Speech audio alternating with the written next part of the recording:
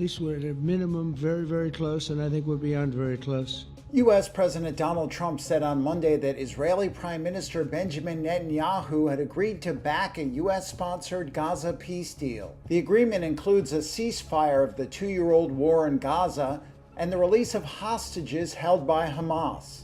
If accepted by Hamas, this proposal calls for the release of all remaining hostages immediately, but in no case more than 72 hours. An official with Hamas said after the announcement that it has not received the written plan. I support your plan to end the war in Gaza, which achieves our war aims.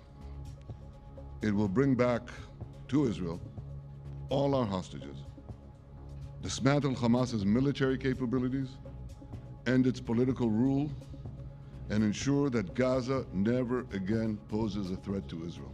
Netanyahu made his fourth visit to the White House since Trump returned to office in January. The right-wing Israeli leader was looking to shore up his country's most important relationship after a slew of Western leaders formally embraced Palestinian statehood last week in defiance of the U.S. and Israel. Trump, who sharply criticized the moves as a prize for Hamas, was seeking Netanyahu's agreement despite Israel's misgivings on parts of the plan. Washington presented its peace plan to Arab and Muslim states on the sidelines of the UN General Assembly last week. Trump's 20-point plan includes a staged Israeli withdrawal from the Palestinian enclave, Hamas disarmament, and a transition government led by an international body headed by Trump. The White House talks came as Israeli tanks on Monday thrust deeper into the heart of Gaza City. Israel has launched one of its biggest offensives of the war this month, with Netanyahu saying he aims to wipe out Hamas in its final redoubts. The war has left much of Gaza in ruins and caused a major humanitarian crisis. Well, I think that any proposal that ends the conflict in Gaza and prevents further civilian casualties is a positive development. I think that it is a win for everybody. President Trump gets to have his peace deal. He will also serve, along with the former Prime Minister of Great Britain, will serve on the Peace Council or the Peace Board. The conflict will end for the Palestinians. The Israelis can also retrieve their hostages and those who died in captivity. And eventually, I think if everything goes well, Palestinians will be able to govern their own. I think overall, this is a positive development, regardless of one might think of President Trump's approach towards the conflict. I think this is a good development for everybody.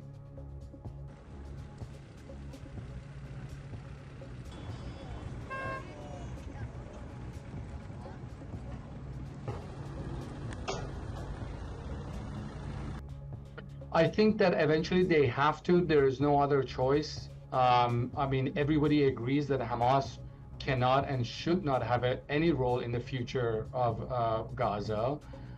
So I think that's a settled issue. I don't think they have any other choice unless they really want to bring more bloodshed and resist.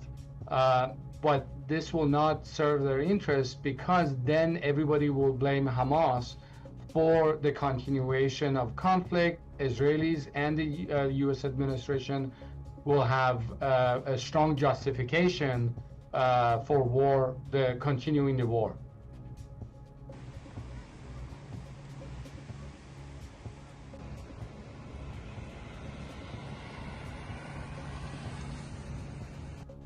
If it leads to fulfilling their aspirations for self-governance and self-determination and reconstruction of Gaza, where people can go back to their normal lives and live in peace and stability, I think it will serve their interests, and I think it's a good development.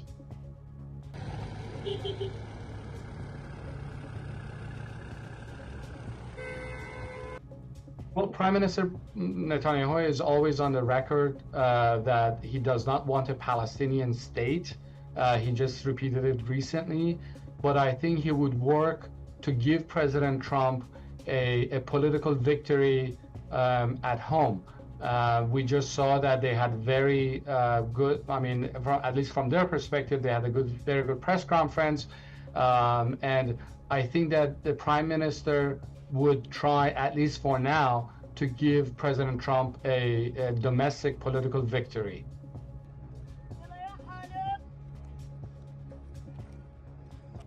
All I can say is that I hope he does, but he has when you look at his career, it was always based on trying to undermine the two-state solution.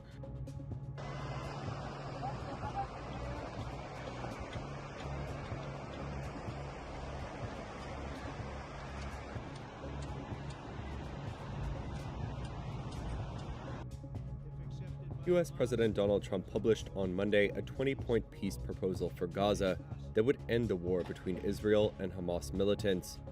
The plan outlines a temporary transitional governance structure for a post-war Gaza that includes surprise roles for Trump himself, as well as former UK Prime Minister Tony Blair.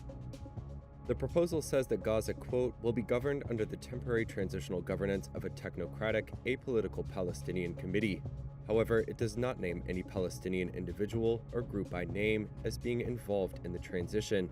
The panel would be supervised by a new international transitional body called the Board of Peace. It would be headed by Trump and would include other heads of state and members, including Blair in an undefined role. According to the plan, this group will set the framework and handle the funding for the redevelopment of Gaza until the Palestinian Authority has undergone major reforms.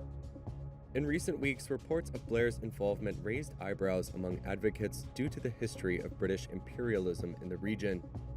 General Secretary of the Palestinian National Initiative, Mustafa Barghouti, told the Washington Post, quote, "We've been under British colonialism already. He has a negative reputation here. If you mention Tony Blair, the first thing people mention is the Iraq War." Like Barghouti, critics have also pointed to Blair's involvement in the US-led invasion of Iraq that was premised on claims that Iraq had weapons of mass destruction, which were proven false. The US-led invasion was widely criticized for a destabilizing effect on the region and its heavy death toll. Late last month, Blair visited the White House to meet Trump. The Tony Blair Institute think tank has said it, quote, has had many calls with different groups on post-war reconstruction of Gaza. Blair's statement on Monday called Trump's idea a bold and intelligent plan. He went on to express support for Trump's, quote, willingness to chair the Board of Peace to oversee the new Gaza.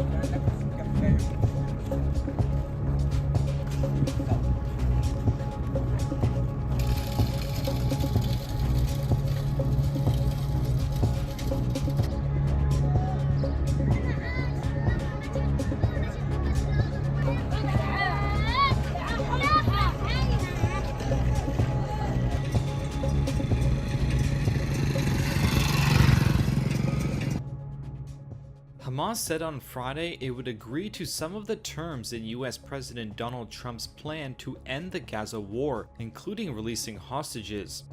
But the Palestinian militant group avoided addressing more vexing issues like disarmament and said it would seek further negotiations.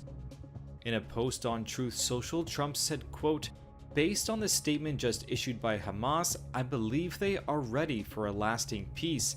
He added that Israel must stop bombing Gaza immediately. Trump had given the group until Sunday to accept or reject his 20-point plan. However, in a copy of a statement seen by Reuters, Hamas did not say if it would agree to disarm and demilitarize Gaza, something Israel and the US want, but which Hamas has rejected before. It also did not agree to an Israeli withdrawal in stages, as opposed to the immediate full withdrawal Hamas demands.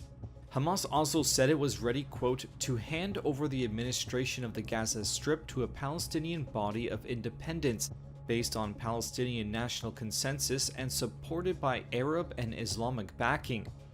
Israel began its offensive in Gaza after the October 7, 2023 Hamas-led attack on Israel in which some 1,200 people were killed and 251 taken as hostages back to Gaza, according to Israeli tallies. Israel says 48 hostages remain, 20 of whom are alive. Its military campaign has killed more than 66,000 people in Gaza, most of them civilians, according to Gaza health authorities.